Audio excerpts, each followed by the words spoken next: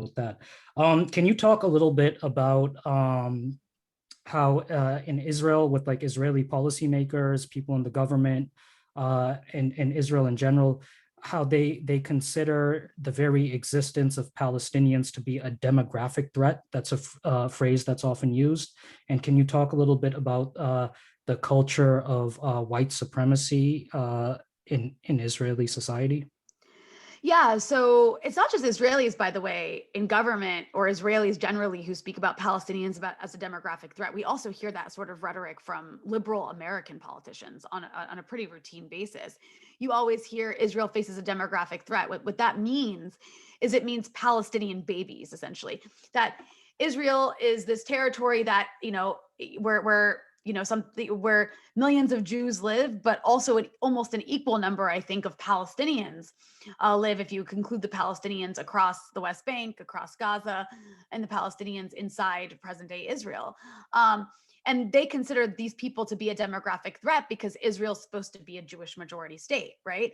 And that's why it has to practice apartheid, where millions of Palestinians are under occupation and have no rights.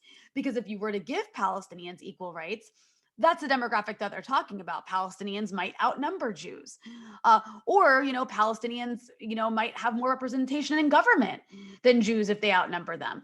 This is what they're talking about when they're talking about a demographic threat. It's explicitly racist language that literally looks at the number of Palestinian babies and calls them a threat sheerly because of their identity, because they're Palestinian. And we hear this rhetoric from people who support these liberals in America who support the two-state solution, which is just a delusion at this point. But the idea is Israel has to have two states because they face a demographic threat. And if they don't have the two-state solution, they're going to have one state where they can't be a Jewish state. And again, this is explicitly racist. If having a Jewish state requires the oppression and routine murder of like Palestinian children in Gaza, then sorry, but having a Jewish state isn't worth it. If it requires this much violence against the indigenous population and talking about them as a demographic threat is racist. It is white supremacy. I mean, we could imagine this is how, not imagine, you don't have to imagine, this is how Native Americans were once viewed in the US, and non-whites were once openly viewed in the US as a demographic threat and this is how the sort of like white racist the far right in the world speaks about the world population.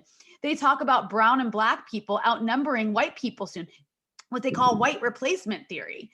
This is as far right as you can get. This is like KKK language, but we don't accept it as liberals, as people who support equal rights and human rights. We don't accept that kind of rhetoric from the Tucker Carlsons of the world, right? We don't accept it from the white supremacists of the world. Yet somehow, when it comes to Israel-Palestine, it's acceptable rhetoric that's okay in polite society, and it just absolutely shouldn't be. And I'm sorry, because I got into the demographic